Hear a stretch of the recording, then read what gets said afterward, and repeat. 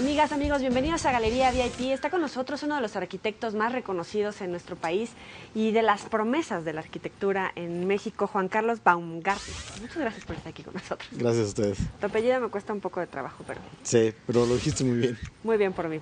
Oye, cuéntanos, has desarrollado mucha de la arquitectura con el tema de autosustentabilidad, ser amigables con el medio ambiente, pero explícale a la gente en qué consiste. Bueno, la idea es, cuando empezamos a hacer arquitectura ya hace algunos años, como 14 años más o menos que abrimos el despacho, había muy pocas alternativas para hacer arquitectura verde. Y casi lo único que encontrabas en arquitectura sustentable era gente muy extrema haciendo cosas muy extremas. Y de ahí en fuera, si querías hacer algo un poquito verde o no tan extremo, no había alternativas. ¿Cómo extremo? Pues sí, era gente que de repente te decía, lo poco que veías de arquitectura, en ese momento no existía el término de sustentable, pero era arquitectura verde.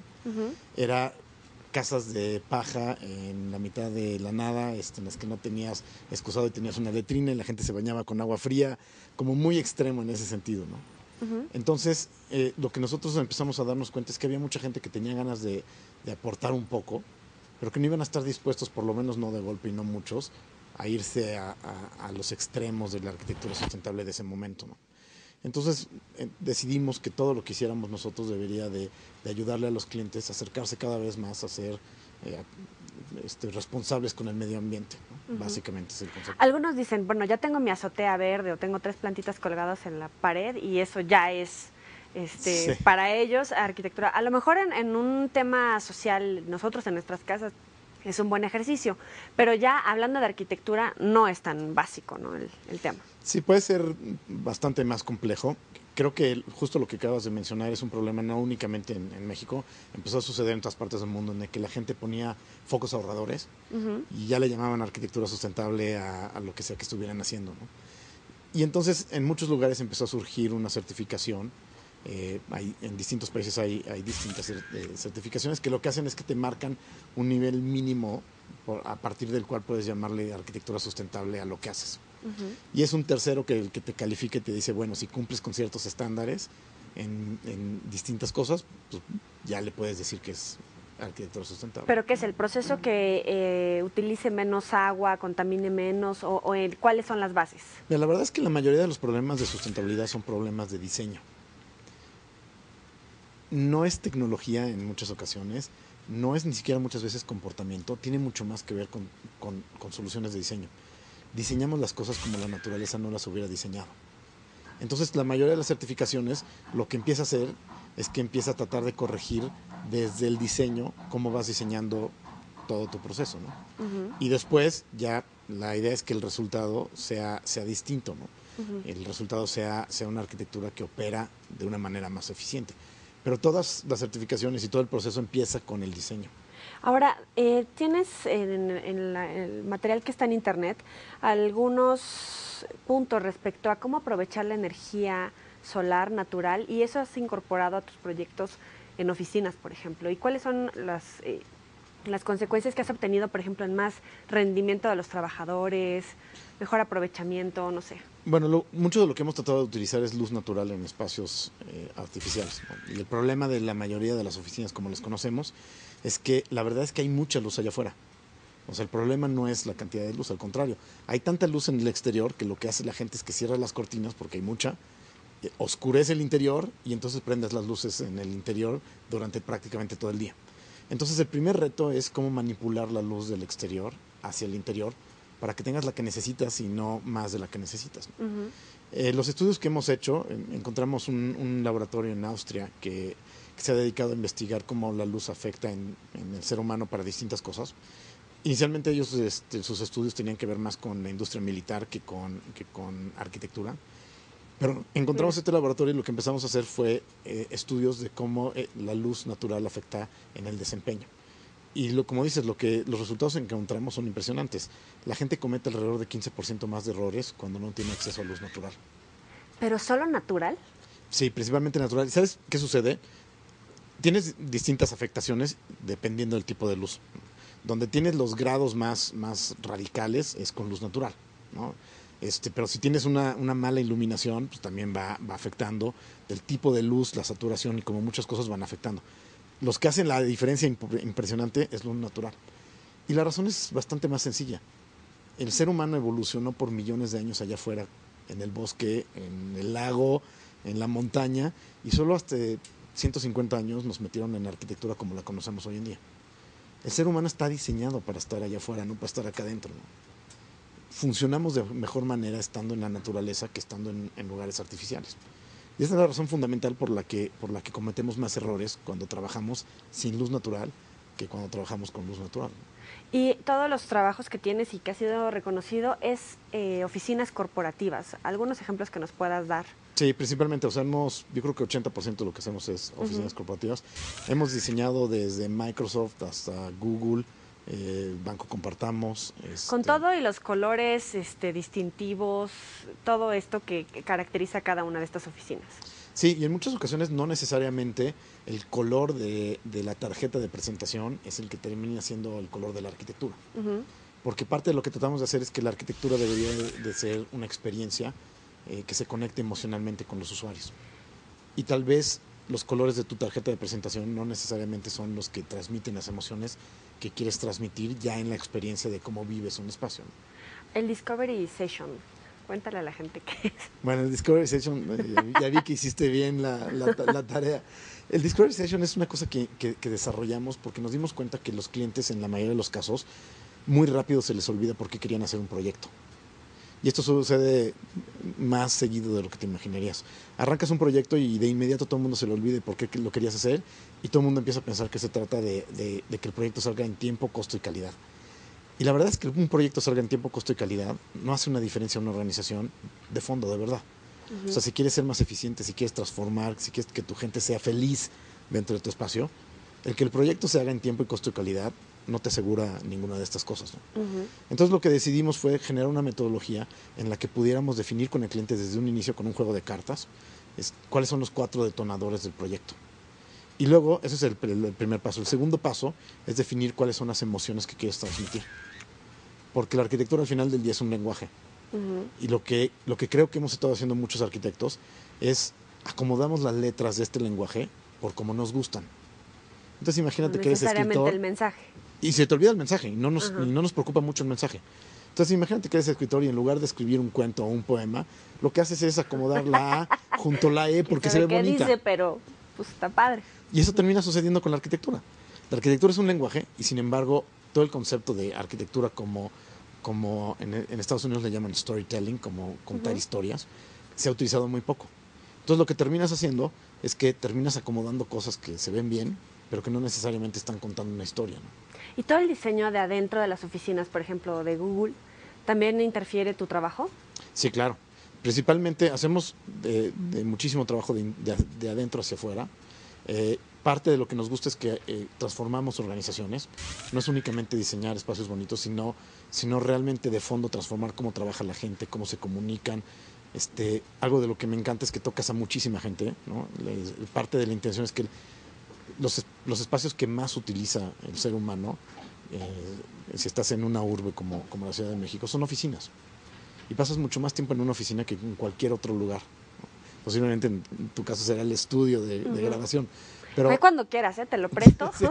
sí, ya se me ocurrieron unas ideas. Pero la idea es que pasas mucho más tiempo en una oficina que en tu casa inclusive. Y entonces el dejar a un lado la importancia de la oficina en la gente, en el ser humano, pues es gravísimo, ¿no? Entonces una de las cosas que me gusta muchísimo es que transformas vidas de una manera muy positiva diseñando buenos espacios de oficinas. Y por ejemplo, ¿te han dado Microsoft o Google o cualquiera de las empresas con las que has trabajado resultados de que han sido más felices, más próspera la relación, ¿no?, a futuro? Sí, el reto en muchas ocasiones es qué mide la empresa antes de que nosotros lleguemos, porque nosotros tenemos ciertas herramientas para medir algunas cosas antes y después de los cambios. Pero el reto más complicado es qué cosas está midiendo la organización cuando tú llegas. Porque entonces puedes comparar los resultados después. El problema es que muchas organizaciones no miden nada.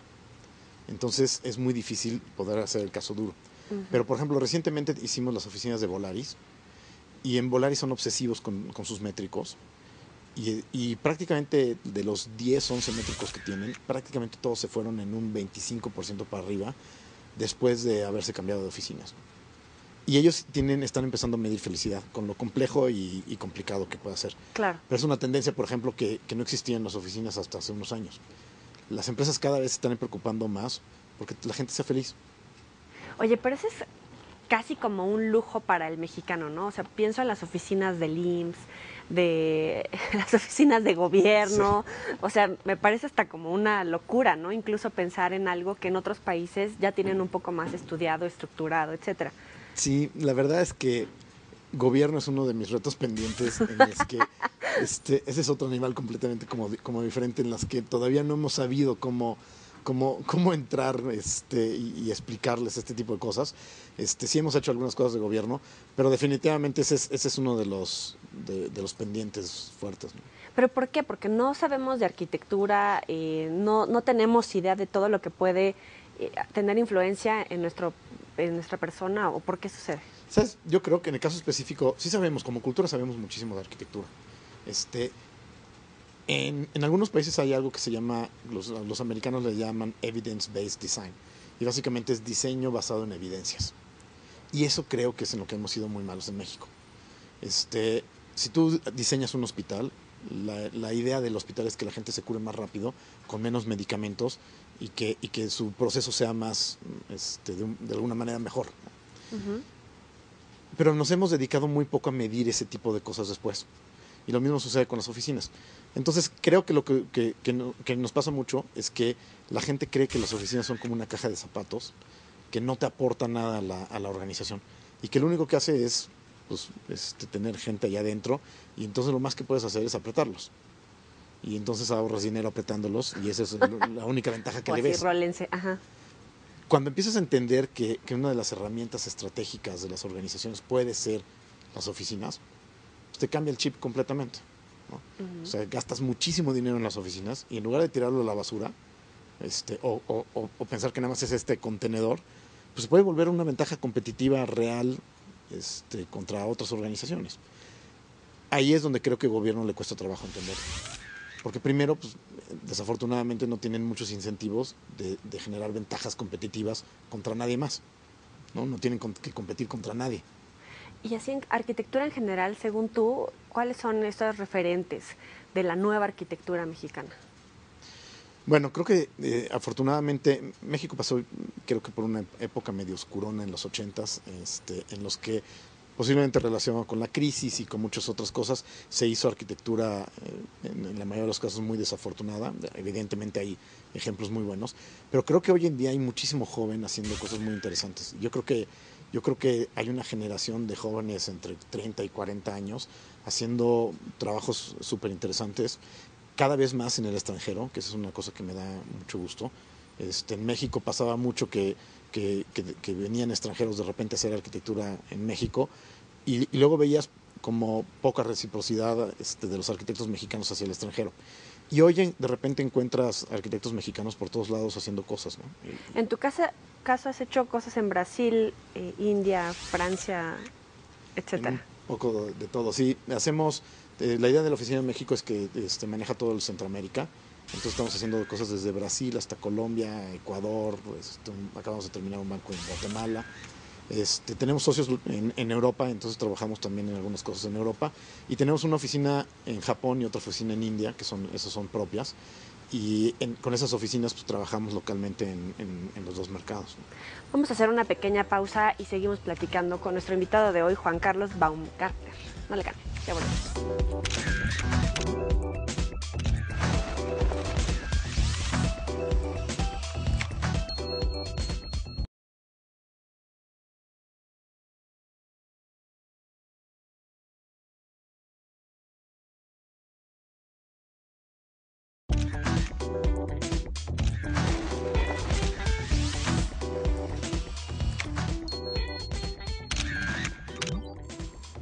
Gracias por seguir con nosotros en Galería VIP. Juan Carlos Baumgartner está platicando acerca de su obra alrededor del mundo. Cuéntanos, tus 3 obras más representativas que ha llevado a México a incluso participar en estas listas de los grandes arquitectos de esta generación. Bueno, tenemos algunos proyectos que han tenido mucha suerte a nivel internacional en reconocimientos y premios. Uno de los primeros es una torre que diseñamos en Santa Fe que se llama Torre Fisia. Esta torre ganó un premio en Cannes, en Francia, quedó de finalista como uno de los 3 mejores rascacielos en el mundo en proceso de diseño. ¿Sustentable? Sí, sí, todo el esquema de la forma en la que calificaron era arquitectura sustentable fundamentalmente, ¿no? Y quedamos compitiendo contra firmas de arquitectura como Norman Foster o Renzo Piano, firmas europeas de muy alto nivel, ¿no? Que Foster para ti es un referente además. Sí, sí, bueno, Foster se me hace, es uno de mis ídolos. Me encanta lo que hace, ha sido de esos que ha cambiado la forma de entender la arquitectura sustentable, entonces la verdad es que me encanta lo que hace. Oye, ¿y esa satisfacción de ponerte tú a tú? Pues la verdad es que al principio cuando nos avisaron de estar de finalistas, no sabíamos, no teníamos la menor idea ni de contra quién habíamos estado, ni qué firmas eran finalistas, ni nada por el estilo. Fuimos a Francia a la entrega de premios y al final te entregaban un libro de todos los participantes y veías los nombres y los proyectos y era impresionante, ¿no? Wow. Entonces sí, la verdad es que pues nos dio mucha sorpresa ya estando allá porque ni siquiera nos habíamos enterado. Uh-huh. ¿Tuviste oportunidad de celebrarlo ahí? Sí, sí, sí, sí. ¿El segundo? El segundo, yo creo que uno de los que también ha tenido varios reconocimientos es el corporativo de BASF, que está en Insurgente Sur. Este edificio, los clientes inicialmente pensaban, era un edificio de los 70s, que la idea es que ya era un edificio obsoleto, los clientes ya no cabían allá adentro. Parte de la idea es que inicialmente pensaban hasta inclusive en tirarlo y en construir alguna torre nueva para el corporativo. Y lo que hicimos fue un análisis, les transformamos la forma en la que trabajaban, de manera en la que encontramos muchas eficiencias en el espacio. Entonces ya el problema de que les faltaba espacio desapareció. Y después hicimos un proyecto que encueramos literalmente el edificio, lo dejamos nada más en estructura y les volvimos a hacer todo el exterior y todos los interiores con certificación LEED a nivel oro, que es una certificación alta. Uh-huh. Y este edificio ganó un premio en Austria, un premio en Italia y en otro en Inglaterra. El A-Design en Italia y en Inglaterra el Property Awards, que fueron considerados como el mejor edificio de oficinas en América del año pasado. Ahí los van a estar viendo en pantalla. Ahora, ¿también tienes influencia del dadaísmo?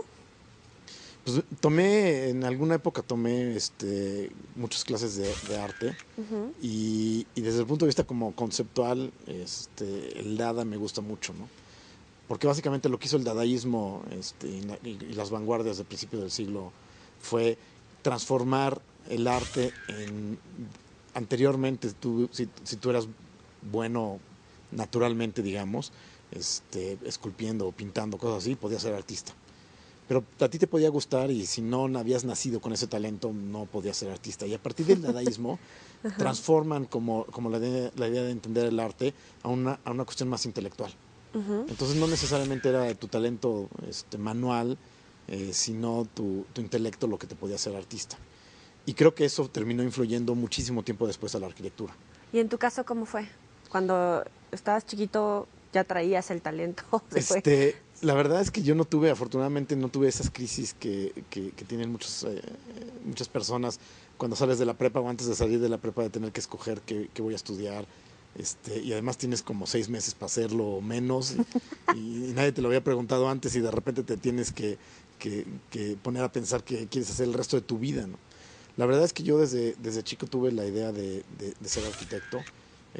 Tus papás tienen algo que ver, ¿no? Mi mamá es decoradora, mi papá uh-huh. ingeniero civil. Y siempre hago la broma que si metes esas dos profesiones en una licuadora, ¿qué sale? Sale un arquitecto, ¿no? Uh-huh.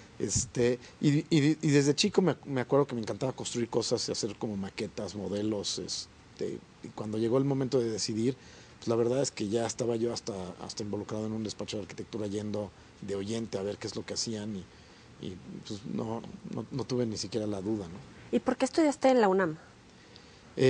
Bueno, tenía varias alternativas y la verdad es que una de las cosas que me gusta mucho de la UNAM es que es un abanico en el que encuentras de todo, ¿no? Algo de lo que me gusta mucho es que la UNAM es, yo creo que de esas pocas instituciones educativas que realmente representa a México como es.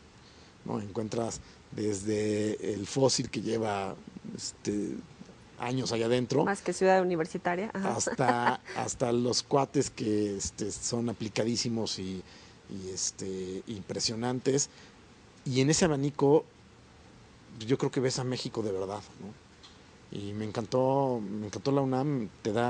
Yo creo que hay pocas universidades que te dan tantas oportunidades como la UNAM, de desarrollarte, de becas, de intercambios, de cruzarte el campus de arquitectura y pasar a psicología y poderte meter a clases de psicología sin que nadie pase lista ni te esté preguntando qué haces ahí ni nada por el estilo. La verdad es que la UNAM es una maravilla. ¿Y qué tal el cambio a la historia del arte en Estados Unidos? ¿Encontraste alguna brecha importante, algún hueco que te haya dejado la UNAM? Bueno, creo que la forma en general de educar americana tiene una serie de cosas que son muy americanas, ¿no? Deber ser y esta obsesión por cumplir con las cosas como deberían de ser, en horarios, como esta formalidad, los papers que te dan, o sea, de alguna manera la estructura que tiene atrás la educación americana es impresionante, ¿no? O sea, tú no llegas a una clase si no tienes semanas antes de qué se va a tratar exactamente y tu paper para leerlo, todo está súper bien organizado. Entonces, ese tipo de cosas de repente, pues evidentemente la UNAM no es así, ¿no? La UNAM es mucho más caótica que eso, ¿no? Ajá. Pero pues de alguna manera me sirvió mucho haber tenido los dos lados, ¿no? Eres melómano. Sí, me gusta mucho la música. ¿Qué haces cuando estás trabajando? ¿Qué escuchas? ¿Cómo es tu proceso creativo? De todo. La verdad es que no tengo como estilos muy, muy definidos. Normalmente cuando más música escucho es más en la noche, cuando la oficina se empieza a vaciar, y esos son los momentos en los que normalmente me dedico más a diseñar, y entonces ahí pongo música y luego vas como que buscando música que te va acomodando al mood. Uh-huh. Y luego hay veces que es al revés, ¿no? Que lo que terminas diseñando y el mood que traes termina siendo consecuencia de lo que estuviste escuchando. Y luego me obsesiono con canciones, y entonces les pongo en loop. Y me ¿Ahorita puedo cuál traes?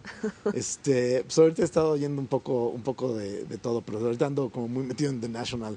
Okay. Y los he estado escuche. Y creo que después podrías en algún momento ver hasta una correlación entre lo que diseñas y lo que escuchabas en Sí, el ¿cómo en momento. qué obra? Pues hay proyectos hay veces que son más tristes que otros desde el punto de vista como conceptual. O sea, que como que el sentido en el que los atacas es melancólico, si quieres, ¿no? Uh-huh. Cuando estás haciendo un proyecto de un edificio como el de VASP, que era un edificio que tuvo una vida, que vivió, Sí, y ya. que ya nadie lo quería, quieras que no te encariñas con el objeto, ¿no? Uh-huh. Y entonces ese es un proyecto melancólico, ¿no? Y la respuesta fue meterle como mucho color, darle como una segunda vida, y entonces hasta la música que ibas oyendo era como en ese sentido, ¿no? ¿Y los autos por su diseño, por la velocidad o por qué? Creo que un poco de todo. Desde chico también me han apasionado muchísimo.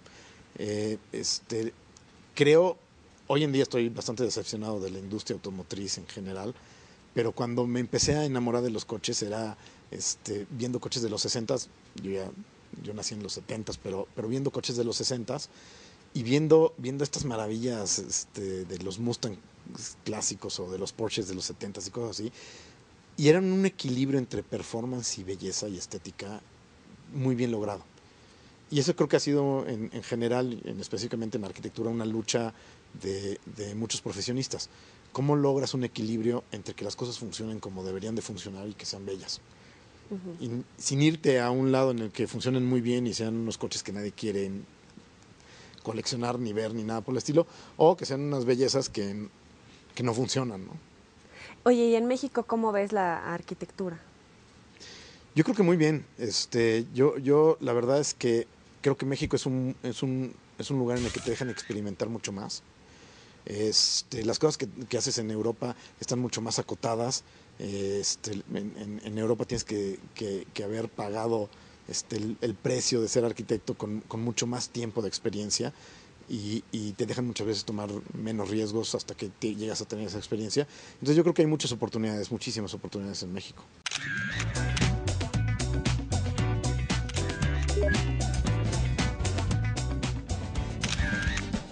vamos a jugar a los 7 pecados. Te voy diciendo cada uno. Ok. Me dices lo que se te ocurra. Ok. Diviértete. Está bien. Gula. Guy Savoy en París. Lujuria. Mujeres. Pereza. No tengo mucha. Soberbia. Control o autocontrol. Avaricia. También control, yo creo. Envidia. Yo creo que puede ser positiva. Dependiendo. Ira. Híjoles, está complicada. Contra las cosas de mala calidad. Oye, y viene por ahí un proyecto en Cannes, ¿no? De los Three Tall Buildings del año. Sí. Sí, estamos, bueno, este proyecto está ahorita detenido, que es la Torre de Fisia, que es uno de estos 3 rascacielos nombrados como uno de los mejores 3 rascacielos del mundo. Desafortunadamente, con los temas de la crisis anterior, uno de los desarrolladores está esperando a que se tranquilicen las aguas, pero bueno, el proyecto está terminado, es en Santa Fe, es una torre de más o menos 40 pisos de oficinas.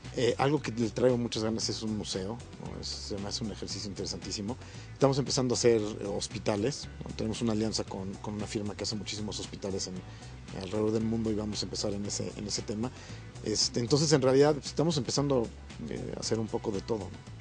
Te agradezco mucho por estar aquí con nosotros. Gracias a ustedes. Tenerte aquí en Galería VIP. Muchas gracias por acompañarnos. Nos veo a las 9 en Territorio Pásenla Bien.